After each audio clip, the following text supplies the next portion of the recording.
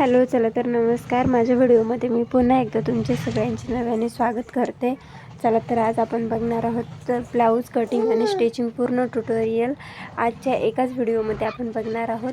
तर माझं काय पेपरवरती माप कटिंग करून झालेलं होतं. आता मी अस्तरवरती कटिंग करणार होते. हे बघू शकता, इथं काही मी माप पेपरवरती जे काढलेलं होतं त्याचप्रमाणे अस्तरवरती कटिंग करून घेते. फोरोटक्सचा ब्लाऊज आहे.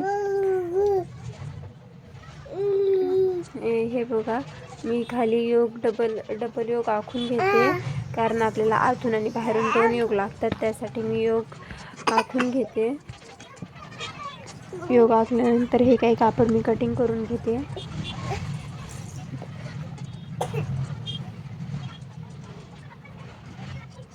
हे बघू शकता, आता मी हे काही कटिंग करून घेते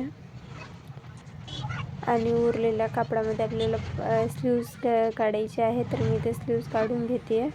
आपली स्लीव्स आहे हा छोटीच बाही आहे आपली. तर हे बघू शकता, मी इथे स्लीव्स तयार करून घेतलेली आहे आणि उरलेल्या ह्याच्यामध्ये काही आपल्याला पट्ट्या काढायच्या आहेत त्या पण मी काढून घेते. क्रॉस पट्ट्या आणि पाठीची पट्टी वगैरे मी काढून घेते. हे इथं आपलं कटिंग तयार आहे. आता मी मेन फॅब्रिकवरती कटिंग करून घेते. तर बघू शकता, थोडंसं एक्स्ट्रा ठेवून मी बॅक पार्ट हा कट करून घेतलेला आहे. बॅक पार्ट आणि स्लीव्स कटिंग केलेली आहे मी. आता आपल्याला फ्रंटचे पार्ट ठेवायचे आहेत, जे टक्सवाले होते ते. तर मी समोरासमोर ठेवलेले होते, जॉईंट आलेला होता. तर मी तो जॉईंट देऊन घेतला, कारण हे डिझाईन केली असते जॉईंट द्यायचा नसेल तर, आणि व्यवस्थित आली पण नसती. त्यानंतर इथं मला काही असा मटका गळा करायचा होता.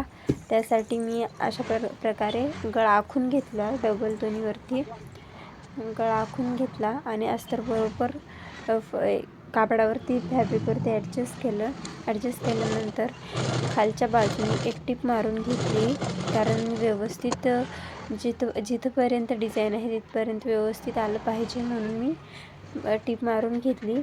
आणि त्यानंतर मी मधोमध सिलाई मारून घेतली. गळ्याच्या पण बाजूनी पूर्ण सिलाई मारून घेतली मधोमध. काय माहिती मशीनला काय झालं होतं, धागा सारखाच निघत चालला होता माझा. त्यासाठी मी खूप परेशान झाले. आता बघू त्यावर उपाय निघतो का, दाखवावं लागतं मशीन नेऊन. तरी पण चला बघू आता. हे काय मी गळ्याला स्टिच करून घेतलं आणि आतलं जे फॅब्रिक उरलेलं होतं त्याला कट करून घेतलं. कट करून घेतल्यानंतर मी छोटे छोटे कट मारून घेतले. कट मारले ना तर व्यवस्थित पलटवलं जातं. त्यानंतर मी खालच्या बाजूने जे एक्स्ट्राचं कापड उरलं होतं ते पण कट करून घेतलं. हे बघू शकता, मी आतमध्ये हात टाकून ते पलटवून घेतलेलं आहे सगळं. आता मी त्यावरती फिनिशिंगची एक टीप मारून घेते व्यवस्थित, म्हणजे आकार व्यवस्थित दिसल. हे बघू शकता, आता मी फिनिशिंगची टीप मारून घेतली आहे. परत धागा तुटला राव, काय मशीन आज काय एवढा प्रॉब्लेम देते काय माहिती. त्यानंतर मी पाठीच्या पट्टीवरती एकदा टीप मारून घेतली, कारण तिथं पण फिनिशिंग दिसली पाहिजे. त्यानंतर मी पूर्ण ब्लाऊजला साईडने टीप मारून घेते, कारण एक्स्ट्राचं फॅब्रिक आहे ते आपल्याला कट करून घ्यायचं होतं. त्यासाठी मी साईडने 5ची टीप मारून घेते, मोठी टीप. ते बघू शकता, आपली टीप मारून झालेली आहे. आता सॉरी, मला मध्ये फोन आलेला. चला तर बघू, आता मी एक्स्ट्राचं फॅब्रिक जे आहे ते कट करून घेते आणि ही स्लीव्ज आहे त्याला आपण सरळ कापडावरती ठेवून स्टिच करून घेतो. तसं मी स्टिच करून घेते आणि दाबटीप मारून घेते. लगेच दाबटीप मारून घेतली की व्यवस्थित फिनिशिंग दिसते, त्यासाठी मी दाबटीप मारून घेते. दाबटीप मारल्यानंतर आपण त्याला बाहेरच्या साईडने सिलाई मारून घेऊ व्यवस्थित. तर बघू शकता, मी व्यवस्थित सिलाई मारून घेते. आता एक्स्ट्राचं कापड आपल्याला याचं सुद्धा कट करून टाकायचं आहे, कारण आपण थोडंसं एक्स्ट्रा कमी जास्त होईल म्हणून एक्स्ट्रा ठेवतो. इथं तर आपल्या बघा दोन्ही स्लीव्ज कटिंग करून रेडी आहेत. आता मी क्रॉसपट्टी ही काय टीप मारून घेते, नंतर याला पण फिनिशिंगची टीप मारते. ते बघू शकता, आपले दोन्ही क्रॉसपट्ट्या पण दोन्ही बाजूच्या तयार आहेत. चला आता मी टक्स मारून घेते. तर आपलं फोरटक्स ब्लाऊज आहे, तर मी टक्स काय घेतले आहेत हे, तर मी टक्स मारून घेते. डबल टिप करून टक्सवरती चारही बाजूचे टक्स मारून घेते.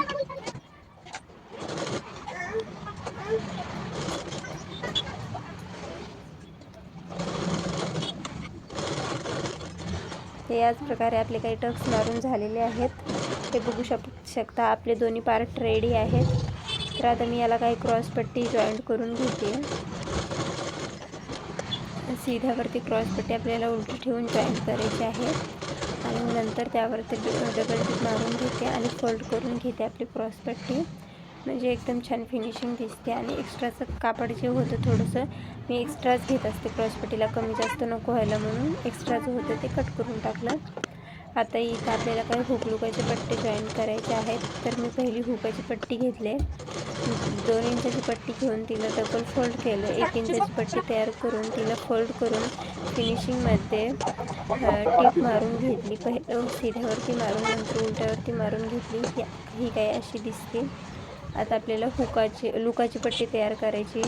लुकाच्या पट्टीसाठी मी मेन फॅब्रिक आणि अस्तरचं फॅब्रिक घेऊन आपल्या सीध्यावरती सीध्या कापडावरती ठेवून त्याला फोल्ड करून आतल्या बाजूंनी ही काही 3 इंचाची पट्टी घेतली होती, 1.5 इंचाच्या साह्यानं मी अशी काही फोल्ड केली आणि त्याला डबल टिप मारून घेतली. कारण आय करण्यासाठी आपल्याला त्याच्या शेजारीच एक टिप लागते, म्हणजे ती फिनिशिंग व्यवस्थित दिसते. बघू शकता हे अशा प्रकारे आपलं फिनिशिंग देऊन झाली. आता मी समोरच्या फ्रंट नेकच्या काही पट्टे जॉईंट करून घेते, कारण बॅक तर आपला पूर्ण पलटवलेला होता, यासाठी आपल्याला फ्रंटचाच बाकी होता. तर मी दोन्ही फ्रंट नेकला पट्टे जॉईंट करून घेते. हे बघू शकता आपल्या दोन्ही साईडला पट्टे जॉईंट करून झालेले आहेत फ्रंट नेकच्या. आणि एक्स्ट्राचं कापड होतं ते मी काही कट करून टाकलेलं. हे बघू शकता. आता मी बॅक पार्टवर फ्रंट पार्ट ठेवून त्याला सीध्यावरती एक टिपवरती एकदम स्टार्टिंगला टिप मारून नंतर फोल्ड करून अर्धा इंच खाली टिप मारून घेते व्यवस्थित. ही टिप आपली मारून झालेली आहे. तर बघू शकता मी आता इथं काही स्लीव्ज लावून घेते. अशा प्रकारे मी दोन्ही बाजूची स्लीव्ज लावून घेते. आपली छोटी स्लीव्ज आहे. चला, तर तुम्हाला हा जर माझा आजचा व्हिडिओ आवडला असेल तर व्हिडिओला लाईक, चॅनलला सबस्क्राईब करा. आणि तुम्हाला जर माझे असेच व्हिडिओ बघायचे असतील नवनवीन तर आपल्या चॅनलवरती एक कमेंट करून मला नक्की सांगा तुम्ही. तर चला, भेटू पुढच्या व्हिडिओमध्ये. बाय.